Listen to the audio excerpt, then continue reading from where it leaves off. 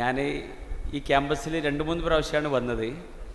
അപ്പോൾ അതിൽ ഒന്ന് തങ്ങളുടെ ഒരു സാന്നിധ്യം ഞാൻ കല്യാണത്തിന് എൻ്റെ മോൻ്റെ കല്യാണത്തിന് ആഗ്രഹിച്ചിരുന്നു. അപ്പോൾ അതുകൊണ്ട് തങ്ങൾ വരണമെന്നുള്ളത് കൊണ്ട് ഞാൻ ഫോണിലും വഴിയിലൊന്നും വെച്ച് പറയാതെ ഇവിടെ വന്ന് തങ്ങളെ ക്ഷണിച്ചു. അപ്പോൾ തങ്ങൾ എന്നോട് വരാമെന്ന് പറഞ്ഞു. എന്നിട്ട് തങ്ങൾക്ക് വരാൻ പറ്റിയില്ല. എനിക്കത് പിന്നെ തങ്ങൾ വരണമെന്ന് ആഗ്രഹം ഉണ്ടായിരുന്നു. പക്ഷെ തങ്ങളിപ്പോഴും ആ കല്യാണത്തിന് വരാൻ കഴിയാത്തത് ഒരു പരിഭവമായി അല്ലെങ്കിൽ ഒരു സങ്കടമായി പറഞ്ഞുകൊണ്ടിരിക്കുന്നു. അതിപ്പോൾ നിങ്ങളുമായി ഷെയർ ചെയ്തു എന്ന് പറയുമ്പം തങ്ങളുടെ വലുപ്പത്തെക്കുറിച്ചാണ് ഞാൻ സത്യത്തിൽ മനസ്സിലാക്കുന്നത്. ഈ തങ്ങൾ സത്യത്തിൽ ഒരു വിസ്മയമാണ് സത്യത്തിൽ തങ്ങൾ. ഒരു വിസ്മയത്തിൻ്റെ ലോകം അദ്ദേഹം തീർത്തു. ആ വിസ്മയകരമായൊരു ജീവിതത്തിൻ്റെ ഒരു വിവരണമാണ് ഇവിടെ സത്യത്തിൽ ശ്രീ ഗിരീഷ് നിർവഹിച്ചിട്ടുള്ളത്. ഞാൻ ഗിരീഷിനെ ആത്മാർത്ഥമായി അഭിനന്ദിക്കുക. ഇവിടെ ശിഹാബുദ്ദീൻ പൊയ്ത്തുംകടവ് പറഞ്ഞതുപോലെ മനോഹരമായ ഭാഷയും ഒരു സാഹിത്യ സമ്പുഷ്ടമായിട്ടുള്ള കൃതിയാണ് എന്ന് പറയാൻ പറ്റുന്ന വിധത്തിൽ കാവ്യാത്മകമായി കാര്യങ്ങൾ അവതരിപ്പിക്കുകയും ചെയ്തിട്ടുള്ള വളരെ മനോഹരമായ കൃതി. ഞാൻ ഇന്നലെയാണ് സത്യത്തിൽ ഇന്നത്തെ പ്രോഗ്രാം എടുത്ത് നോക്കുമ്പോൾ ഇന്ന് തങ്ങളുടെ ഈ പരിപാടി ഉണ്ടല്ലോ എന്ന് ഞാൻ ആലോചിക്കുന്നത്. അപ്പോഴും ഞാൻ ഇങ്ങനത്തെ ഒരു പൊതുസദസ്സാണ് എന്നോ ഒന്നും വിചാരിച്ചില്ല. ഞങ്ങളെപ്പോലെയുള്ള ആളുകളോട് മാതൃഭൂമി നടത്തുന്ന ചില ടോക്കുകൾ മാത്രമായിരിക്കും, ഒരു ഇൻ്റർവ്യൂ ടൈപ്പാണ് ഞാൻ വിചാരിച്ചത്.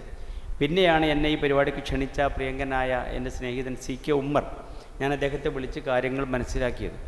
അപ്പോൾ പുസ്തകം എവിടെയാണ് എന്ന് എനിക്ക് ഓർമ്മയില്ല. പിന്നെയാണ് ഞാൻ ഓർമ്മിക്കുന്നത്, ഞാൻ 2-3 ദിവസം മുമ്പ് PMR ഓഡിറ്റോറിയത്തിൽ വന്നപ്പോൾ അവിടെ വന്ന് ഇവിടെയുള്ളൊരു വിദ്യാർത്ഥി എൻ്റെ അടുത്ത് ഈ പുസ്തകം വന്നിട്ടുണ്ട്, അതെൻ്റെ കാറിൻ്റെ പിന്നിൽ തന്നെ കിടക്കുകയാണ്. പിന്നെ ആ പുസ്തകം വായിക്കാനുള്ള വ്യഗ്രതയായി ആ പുസ്തകം അവിടെയും ഇവിടെയും ഒക്കെയായി വായിച്ചു തീർത്തു. മുഴുവൻ വായിച്ചു തീർത്തില്ല, അവിടെ ഇവിടെയൊക്കെ ആയിട്ട് വായിച്ചു. അതിൽ ഞാൻ പോയിൻ്റ് ചെയ്ത കുറേ സംഗതികളിലൂടെ പലരായിട്ട് പറഞ്ഞു. തങ്ങളുടെ ആ വളർന്നു വരുന്ന 5ാം ക്ലാസ്സിൽ പിന്നെ മൈക്കിൻ്റെ മുമ്പിൽ എണീറ്റ് നിൽക്കുന്ന കാര്യം, വല്യമ്മ മരിച്ചപ്പോൾ പിന്നെ ദർസിലേക്ക് പോകാൻ മടിച്ചു നിന്ന് വല്യമ്മയുമായിട്ടുള്ള അറ്റാച്ച്മെൻറ്റ്, അത് കഴിഞ്ഞ് ഉപ്പാൻ്റെ നിർബന്ധപ്രകാരം അന്ന് ദർസിലേക്ക് പോയി ഉപ്പ വല്യമ്മ മരിച്ചിട്ട് തിരിച്ചു വരുന്നൊരു രംഗം, ഇതൊക്കെ വളരെ മനോഹരമായിട്ടാണ് അദ്ദേഹം അവതരിപ്പിച്ചത്. അത് കഴിഞ്ഞിട്ട് പിന്നെ ഒരു വിസ്മയിപ്പിക്കുന്ന കഥകളാണ് അദ്ദേഹത്തിൻ്റെ ജീവിതം ഇതുവരെ എന്ന് പറയുന്ന ആ പുസ്തകത്തിൽ പറഞ്ഞുകൊണ്ടിരിക്കുന്നത്. എല്ലാ സംഗതികൾക്കും വലിയ നേട്ടങ്ങൾക്ക് മുമ്പിലും ചില നിമിത്തങ്ങളുണ്ടാകും. ആ നിമിത്തമായിരിക്കും 1997 ഇവിടെ നിന്ന് കോണോമ്പാറയിൽ നിന്ന് പള്ളിയിൽ നിന്ന് ആ ദർസിൽ നിന്ന് ഇറങ്ങിപ്പോന്ന് ഈ സ്ഥാപനമായി രൂപാന്തരപ്പെടുകയും ഇന്ന് ലോകത്തെ ആകമാനം വിസ്മയിപ്പിക്കുന്ന തരത്തിലേക്കൊരു മഹാസ്ഥാപനമായി ഈ സ്ഥാപനം വളരാനിടയായതും എന്ന് ഞാൻ തീർച്ചയായിട്ടും മനസ്സിലാക്കുന്നു. ഒരു പക്ഷെ അന്ന് അവിടുന്ന് പടിയിറങ്ങിയിട്ടില്ലെങ്കിൽ ഇങ്ങനൊരു സ്ഥാപനം ഉണ്ടാകുമോ, ഇങ്ങനെയൊരു തങ്ങളുണ്ടാകുമോ എന്നെനിക്കറിഞ്ഞുകൂടാ. അള്ളാഹുവിൻ്റെ ചില കലാഹുകൾ അത് കൃത്യമായി നടന്നുകൊണ്ടിരിക്കും. ഇവിടെ ഖാദർ സാഹിബാണ് എന്ന് പറഞ്ഞു തോന്നുന്നു. അവിടെ നിന്ന് ഇറങ്ങിപ്പോരുന്ന കാര്യങ്ങളൊക്കെ പറഞ്ഞെങ്കിലും അവിടെയുള്ള അന്നത്തെ അദ്ദേഹത്തിന് വേദനിച്ചു കാണും, സ്വാഭാവികമാണ്. ആ വേദനിപ്പിച്ച ഒരാളെ പറ്റിപ്പോലും ഒരു പരാതിയുടെ ഒരു ചെറിയ ലക്ഷണം പോലും പറയാതെയാണ് തങ്ങൾ അവിടെ നിന്ന് ഇറങ്ങിപ്പോകുന്നത്. എന്നിട്ട് ദർസ് തുടങ്ങി, 7 സെൻറ്റ് ഭൂമി വാങ്ങി, എന്നിട്ട് അവിടെ ആദ്യം ശരീഅത്ത് കോളേജ് തുടങ്ങി, പിന്നെ തൊട്ടടുത്ത വർഷം തന്നെ പിന്നെ യത്തീംഖാന തുടങ്ങി, പിന്നെ ആർട്സ് കോളേജ് തുടങ്ങി. ആർട്സ് കോളേജിന് എന്നാണ് അഫിലിയേഷൻ കിട്ടിയത് എന്ന് എനിക്ക് ഓർമ്മയില്ല. പക്ഷേ എനിക്കൊരു സന്തോഷമുണ്ട്, ഇത്രയും നാൾ വരുമ്പോൾ ഞാൻ ഈ അക്കാദമിയിൽ ഈ പിന്നെ മഹദീൻ അക്കാദമിയിൽ വരുന്നത് 1911-12 ആണ്. അന്ന് ഞാൻ കാലിക്കറ്റ് യൂണിവേഴ്സിറ്റിയുടെ സിൻഡിക്കേറ്റ് അംഗമാണ്. അപ്പോൾ ഈ സിൻഡിക്കേറ്റ് അംഗം എന്നുള്ള നിലയ്ക്ക് ഞങ്ങൾ ശുപാർശ ചെയ്യുന്ന കോളേജുകൾക്ക് അഫിലിയേഷനും അതുപോലെ തന്നെ കോഴ്സുകളുടെ കൊടുക്കുകയുള്ളൂ. അപ്പോൾ സ്വാഭാവികമായിട്ടും ചില രാഷ്ട്രീയം ഉണ്ടല്ലോ, നമ്മൾ പറയാതെ നമുക്ക് എല്ലാവർക്കും അറിയാവുന്ന ചില സംഗതികൾ പറയാൻ നമുക്ക് ബുദ്ധിമുട്ടുള്ളതാണെങ്കിലും ശരി, എന്നോട് പലരും പറഞ്ഞു അങ്ങനെ കൊടുക്കാൻ പാടില്ല എന്ന് പറഞ്ഞു. ഞാനന്ന് ശ്രീരാമകൃഷ്ണൻ്റെ കോളേജിന് വരെ കൊടുത്തിട്ടുണ്ട് കേട്ടോ, അത് വേറെ കാര്യം. പലരും എന്നോട് അത് ചെയ്യാൻ പാടില്ല, അവിടെ പോരുതെന്നൊക്കെ എന്നോട് പറഞ്ഞു. ആളെ പേരൊന്നും പറയുന്നത് ശരിയല്ലല്ലോ. പക്ഷെ ഞാൻ ഒറ്റ കാര്യം ചോദിച്ചു. സയ്യിദ് ഹൈദരലി ശിഹാബ് തങ്ങളെ വിളിച്ചിട്ട് ഞാൻ തങ്ങളോട് വിളിച്ചിട്ടല്ല, ഞാൻ പോയി പറഞ്ഞു ഇങ്ങനെയൊക്കെയുണ്ട്, ഞാൻ എന്താ ചെയ്യേണ്ടതെന്ന് ചോദിച്ചു.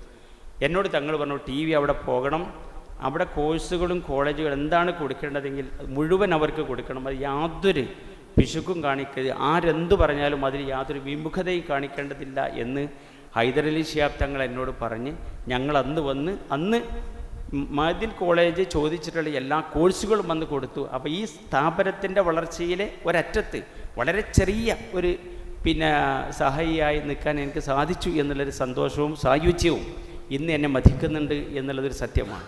അപ്പോൾ തീർച്ചയായിട്ടും തങ്ങളുടെ ഞാനിത് വിസ്മയിപ്പിച്ചു എന്ന് പറയുന്നത് വെറുതെ അല്ല. 7 സെൻറ്റ് സ്ഥലം വാങ്ങി തങ്ങളുടെ ഒരു ഇതിൽ പറയുന്നുണ്ട്, പുല്ലാര സ്ഥലം വാങ്ങിയതിനെ കുറിച്ചാണ് പറയുന്നത്. അതിൽ പറയുന്നുണ്ട് എൻ്റെ ഒരു സ്വപ്നം ഒരു 100 ഏക്കർ ഭൂമിയായിരുന്നു എന്നാണ് പറയുന്നത്. ആ 100 ഏക്കർ ഭൂമി ഞാൻ തങ്ങളോട് ഇപ്പോൾ അടുത്തിരുന്ന് ചോദിച്ചു എത്ര ഏക്കറായി എന്ന് ചോദിച്ചു. 250 ഏക്കറായി എന്ന് പറയും. ഇത് സത്യത്തിൽ വലിയ സ്വപ്നങ്ങളുള്ള, വലിയ കാഴ്ചപ്പാടുള്ള, കൃത്യമായിട്ടുള്ള, നമ്മൾ പരിഷ്കരണവാദികൾ, പരിവർത്തനത്തിൻ്റെ പടവാളുകൾ എന്നൊക്കെ പറയാറുണ്ട്, നവോത്ഥാന നായകന്മാർ എന്നൊക്കെ പറയാറുണ്ട്.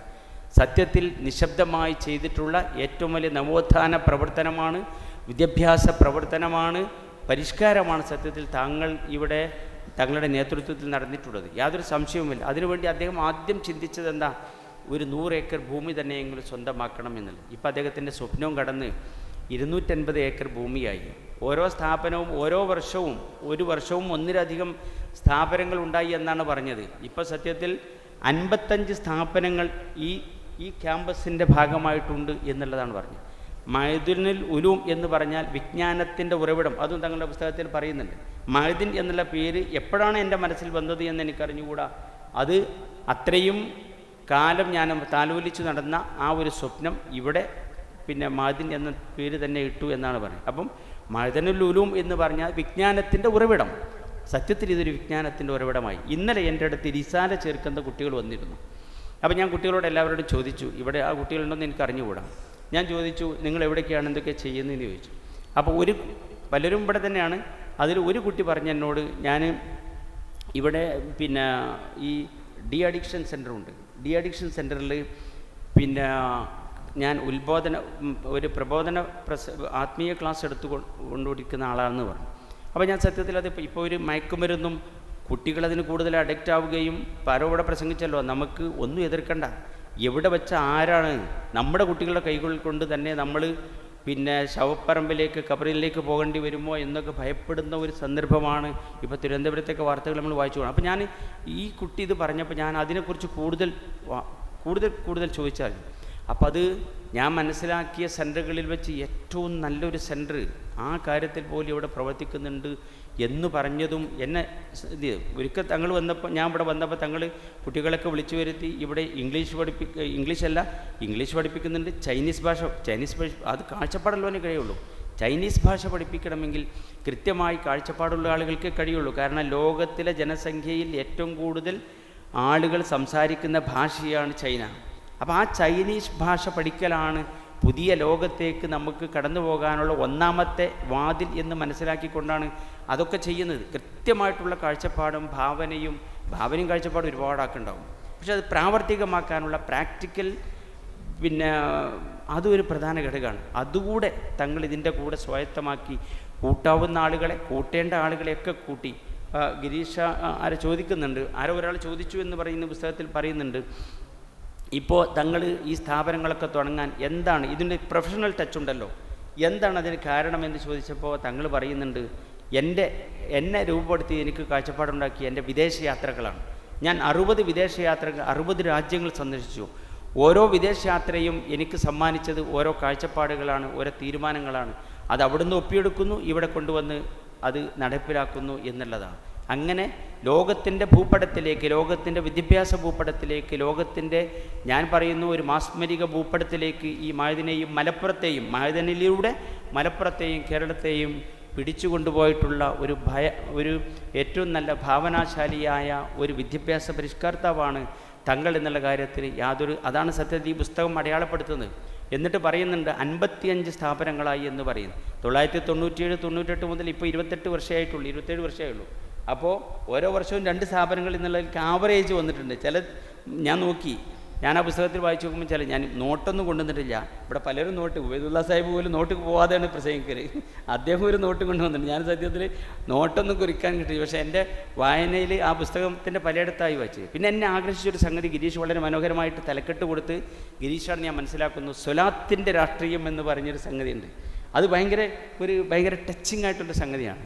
എല്ലാറ്റിനും ഒരു രാഷ്ട്രീയമുണ്ട്, അതിൽ സ്വലാത്തിനും ഒരു രാഷ്ട്രീയമുണ്ട് എന്ന് നമ്മളെ പഠിപ്പിച്ചു തന്ന മഹാവ്യക്തിയാണ്, മഹാനുഭവനാണ് ബഹുമാന്യനായ തങ്ങൾ. 67 രാജ്യങ്ങളിൽ തങ്ങൾ ഇതുവരെ പറയുന്നുണ്ട്.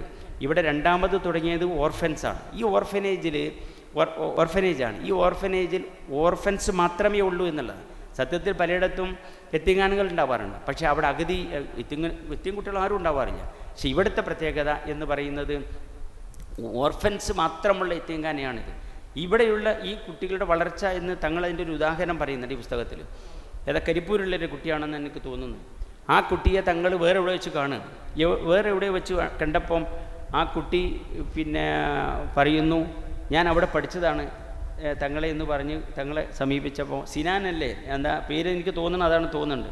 തങ്ങൾ ആ കുട്ടിയുടെ പേരടക്കം ചോദിക്കുകയാണ്, സിനാനല്ലേ, മാത്രമല്ല ഉമ്മറിൻ്റെ മോനാണെന്നോ അങ്ങനെ ഒരു കുട്ടിയുടെ വാപ്പയുടെ പേരും പിന്നെ തങ്ങൾ ചോദിക്കുന്നുണ്ട്. എന്നിട്ട് ആ കുട്ടിയോട് ചോദിച്ചു എവിടെയാണ് ഇപ്പം ഉള്ളതെന്ന് ചോദിച്ചു. അപ്പോൾ കൊളാബയിലാണ്, കൊളംബ അങ്ങനെന്താ പറഞ്ഞു. അപ്പോൾ തങ്ങൾ വിചാരിച്ചു ശ്രീലങ്കയിലുള്ള കൊളംബോ ആണ് ഇത് എന്ന്. അല്ല, അമേരിക്കയിലുള്ള കൊളംബിയയിലാണ് ഞാനിപ്പോൾ ടീച്ചറാണ് എന്നാണ് ആ കുട്ടി പറഞ്ഞത് ആ പുസ്തകത്തിലുള്ളത്. അപ്പോൾ ആ രീതിയിൽ 67 രാജ്യങ്ങളിൽ ഇവിടെയുള്ള കുട്ടികൾ ഇന്ന് ജോലി ചെയ്യുന്നു, പഠിക്കുന്ന അടക്കമുള്ള ജോലി ചെയ്യുന്നു എന്ന് പറയുമ്പോൾ ഇതൊരു വിസ്മയത്തിൻ്റെ ലോകം എന്തിനാണ് തീർത്തത് എന്നുള്ളത് ഞാൻ വീണ്ടും അടിവരയിടുകയാണ്. അപ്പം 67 രാജ്യങ്ങളിൽ മഅദിൻ്റെ കുട്ടികൾ പഠിച്ചുകൊണ്ടിരിക്കുന്നു അല്ലെങ്കിൽ ജോലി ചെയ്തുകൊണ്ടിരിക്കുന്നല്ലോ. അപ്പോൾ ലോകത്തോളം വളർന്ന ഒരു ലോകത്തിലെ 1/3 രാജ്യങ്ങളിൽ ഇന്ന് മഅദിൻ്റെ സന്തതികളുണ്ട് എന്ന് പറയുമ്പം എത്രമാത്രം അത് വിസ്മയകരമാണ്. ഇങ്ങനെയുള്ള ഓരോരോ വളരെ മനോഹരമായ, ഇപ്പോൾ ഗിരീഷിനെ പോലും അത്ഭുതപ്പെടുത്തിയത് എന്താ, പിന്നെ ഗിരീഷ് പറയുന്നുണ്ട് 2 തവണ മാത്രമേ എൻ്റെ അടുത്ത് ഞാൻ തങ്ങളതിന് മുമ്പ് കണ്ടിട്ടുള്ളൂ.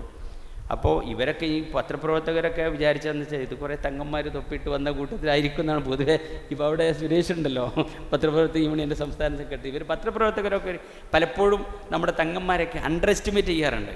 പക്ഷേ അവരെ പോലും അത്ഭുതപ്പെടുത്തി ഗിരീഷ് പറയുന്നുണ്ടത്. ഗിരീഷ് എന്താ പറയുന്നത്, ഗിരീഷ് 2 തവണ കണ്ടിട്ടുള്ളൂ. പിന്നെ ഗിരീഷിൻ്റെ അച്ഛൻ്റെ മരണമാണെന്ന് തോന്നുന്നു, അമ്മയുടെ മരണം കഴിഞ്ഞപ്പോൾ പിന്നെ തങ്ങൾ വിളിച്ച് പിന്നെ ഖാലിദ് സഖാഫിയോ വിളിച്ചിട്ട് പറഞ്ഞ് പിന്നെ തങ്ങൾക്ക് കൊടുക്കാമെന്ന് പറഞ്ഞു.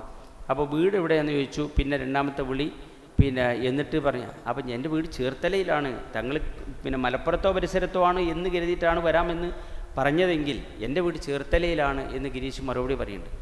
അപ്പോൾ തങ്ങൾ പറയുന്നു, അല്ല ഞാൻ ചേർത്തലയിലേക്കാണ് വരുന്നത് എന്ന് പറയുന്നത്. ഒരു ആളെ പരിഗണിക്കേണ്ട വിധം ഒരാളുടെ ഒരു പക്ഷേ എനിക്ക് തോന്നുന്നു അതുതന്നെയായിരിക്കും ഗിരീഷിനെ 10 മാസം നീണ്ട ഒരു സഫരിയായി ഈ പുസ്തകമെഴുത്തിൻ്റെ കാര്യത്തിൽ അദ്ദേഹം അതിന് സ്വാധീനിക്കപ്പെട്ടത് എന്ന് ഞാൻ തീർച്ചയായിട്ടും മനസ്സിലാക്കുന്നു.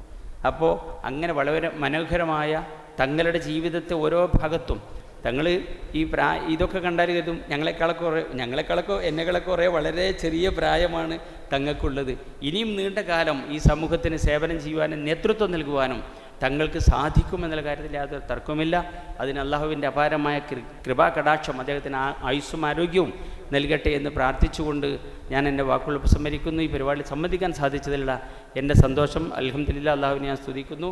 ക്ഷണിച്ച ഉമ്മറിനോടും ഈ സംഘത്തോടും പ്രത്യേകിച്ച് നന്ദി രേഖപ്പെടുത്തിക്കൊണ്ട് അവസാനിപ്പിക്കുന്നു. ഒരുപാട് കാര്യങ്ങൾ പറയാൻ, പക്ഷേ ഒരുപാട് ആളുകൾ ഇവിടെ സംസാരിക്കാനുള്ളത് കൊണ്ട് ഞാൻ ചുരുക്കുന്നു. ജയ് ഹിന്ദ്, നമസ്കാരം, അസ്സലാമു അലൈക്കും വറഹ്മത്തുള്ളാഹി.